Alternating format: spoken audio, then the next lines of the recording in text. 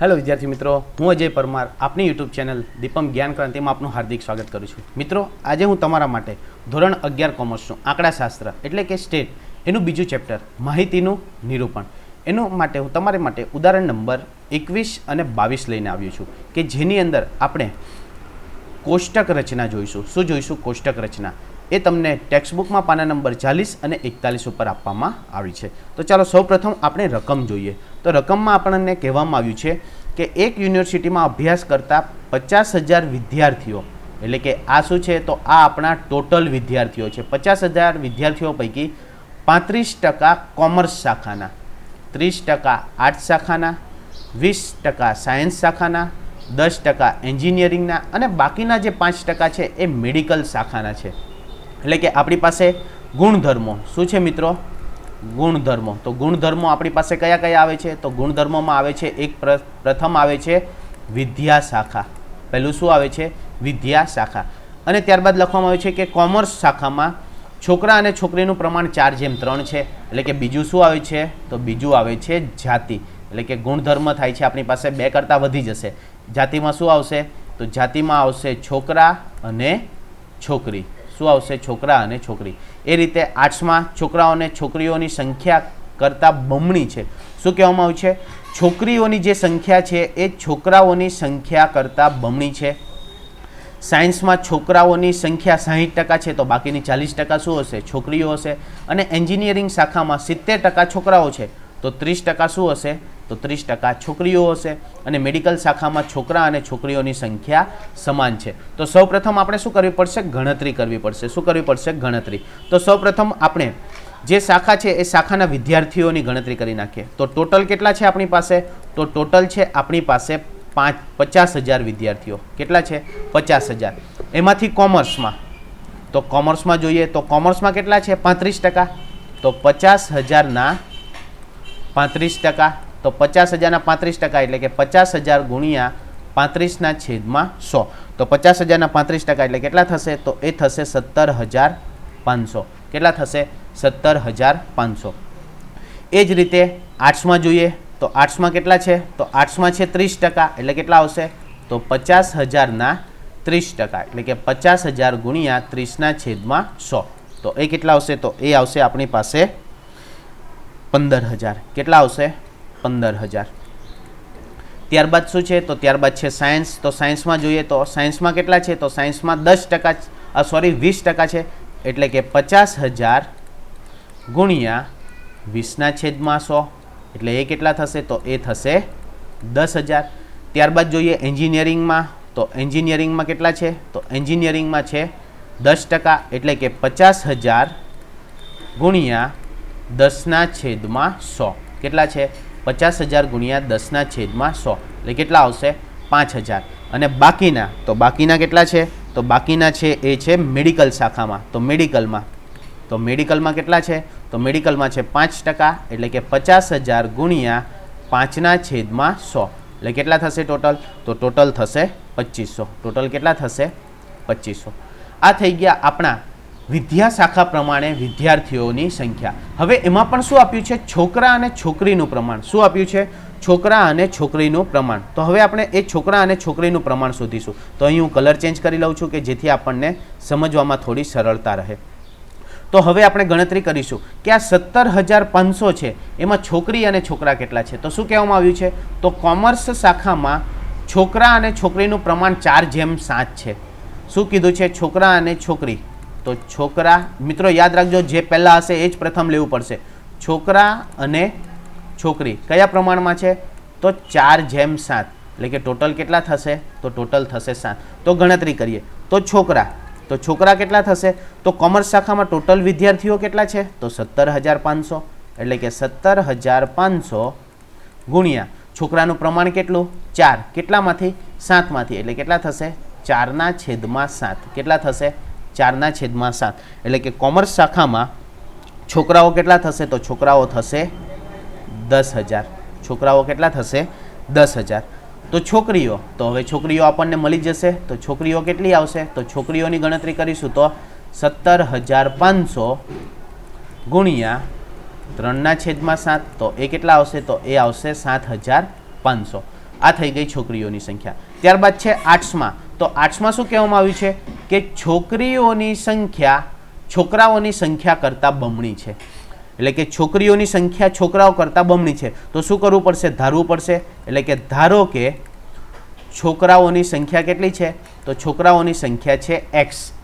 તો છોકરીઓની સંખ્યા કેટલી થશે? તો છોકરીઓની સંખ્યા થશે બમણી. બમણી એટલે કેટલી થશે? 2x. અને આ બંનેનો સરવાળો બરાબર કેટલા છે આપણી પાસે? 15000. એટલે શું થશે? તો x પ્લસ 2x બરાબર કેટલા થશે? 15000. બરાબર કેટલા થશે? 15000. માટે 3x બરાબર કેટલા થશે? 15000. 3x બરાબર કેટલા થશે? 15000.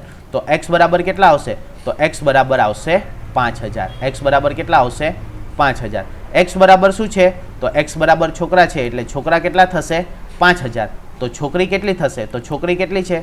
તો છોકરી છે આપણી પાસે 2x એટલે કે 2 ગુણ્યા 5000. શું થશે?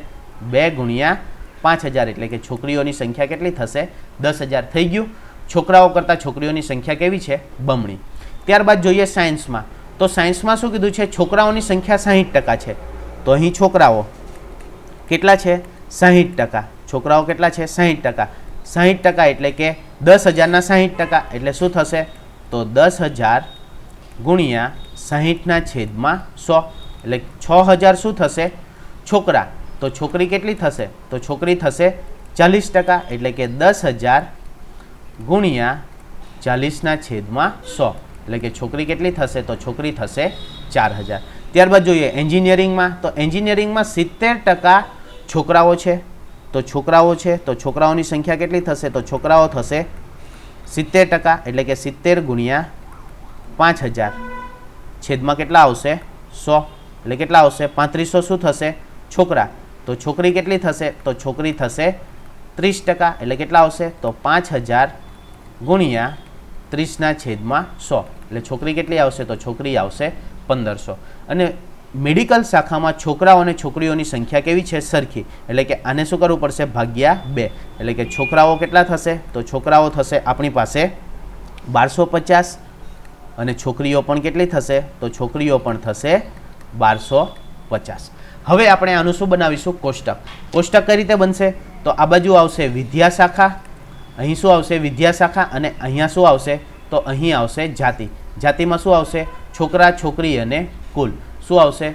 તો છોકરા, છોકરી અને કુલ. અને અહીં શું આવશે? જાતિ. આ વિદ્યા શાખા કોમર્સ, આર્ટ્સ, સાયન્સ. તો આનું આપણે એક વ્યવસ્થિત કોષ્ટક બનાવી દઈએ. તો મેં કોષ્ટક બનાવી દીધું છે કે યુનિવર્સિટીના 50000 વિદ્યાર્થીઓની વિદ્યા શાખા અનુસાર જાતિ દર્શાવતું કોષ્ટક. તો હવે આપણે જોઈએ તો કોમર્સના કુલ વિદ્યાર્થી કેટલા હતા? તો આપણે ગણતરી કરી છે. મિત્રો આ ગણતરી તમે એક પેજ ઉપર લખી લેજો અને પછી આપણે એના આધારે કોષ્ટક બનાવવાનું છે. તો આ ગણતરી તમે એક પેજ ઉપર લખી લેજો વિડીયો પોઝ કરીને. તો આપણી પાસે જે કોમર્સ છે એ કોમર્સ શાખાના કુલ વિદ્યાર્થીઓ કેટલા છે? તો કુલ વિદ્યાર્થીઓ છે 17500. આર્ટ્સમાં કેટલા હતા? તો આર્ટ્સમાં હતા 10000. આર્ટ્સમાં કેટલા હતા? 10000. એ જ રીતે સાયન્સમાં કેટલા હતા? તો સાયન્સમાં હતા આર્ટ્સમાં હતા 15000. આર્ટ્સમાં કેટલા હતા? તો આર્ટ્સમાં હતા 15000. એટલે આર્ટ્સમાં કેટલા આવશે? 15000. ત્યારબાદ સાયન્સમાં. તો સાયન્સમાં કેટલા હતા? 10000. એન્જિનિયરિંગમાં. તો એન્જિનિયરિંગમાં હતા 5000. અને મેડિકલમાં. તો મેડિકલમાં કેટલા હતા? 2500. મેડિકલમાં ટોટલ કેટલા હતા? 2500. હવે આપણે જોયું તો કોમર્સમાં. તો કોમર્સમાં છોકરા અને છોકરીઓ કેટલી હતી? તો કોમર્સમાં છોકરાઓ હતા 10000 અને છોકરીઓ કેટલી હતી? 7500. છોકરાઓ 10000 અને છોકરીઓ 7500. તો છોકરાઓમાં કેટલા આવશે? તો છોકરાઓ આવશે 10000 અને છોકરી કેટલી હતી? 7500. જો બંનેનો સરવાળો થઈ ગયો 17500. તો હા થઈ ગયો. એ જ રીતે આર્ટ્સમાં. તો આર્ટ્સમાં જોઈએ તો આર્ટ્સમાં આપણે ગણતરી કરી હતી છોકરીઓ અને છોકરાઓ. તો છોકરાઓ કેટલા હતા? તો છોકરાઓ 5000 અને છોકરીઓ કેટલી હતી? 10000. તો લખી દઈએ આપણે. તો છોકરાઓ કેટલા છે? તો છોકરાઓ છે 5000 અને છોકરીઓ 10000. શું કન્ડિશન હતી? તો છોકરાઓ કરતાં છોકરીઓની સંખ્યા બમણી છે. તો છોકરાઓ 5000 તો એના ડબલ કેટલા થશે? 10000. એ જ રીતે સાયન્સમાં. તો હવે આપણે એક જે ગણતરી છે ગણતરી તમે પેજ ઉપર લખી લેજો.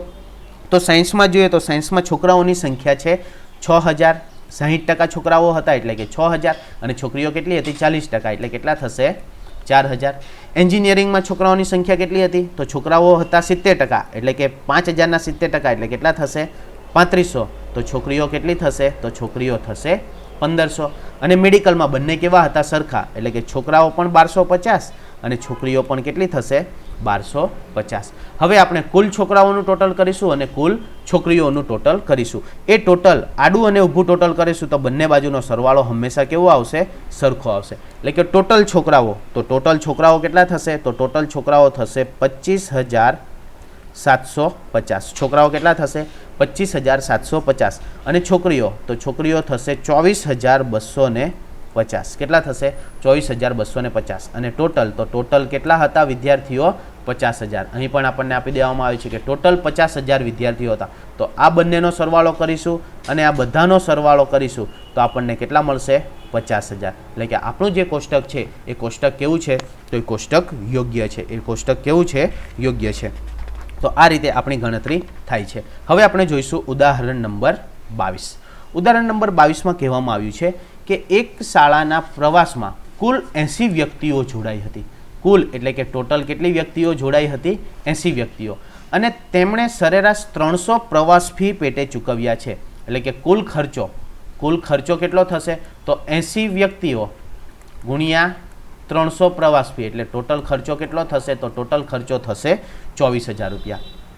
જેમાંથી 60 વિદ્યાર્થીઓ પૈકી દરેકના ફાળે 325 ચૂકવ્યા હતા. એટલે કે 60 વિદ્યાર્થીઓએ કેટલા ચૂકવ્યા હતા? 325 રૂપિયા લખે. અને શિક્ષકો પાસેથી થોડી વધુ રકમ ફાળા પેટે લેવામાં આવી હતી. શિક્ષકો પાસેથી શું કરવામાં આવી હતી?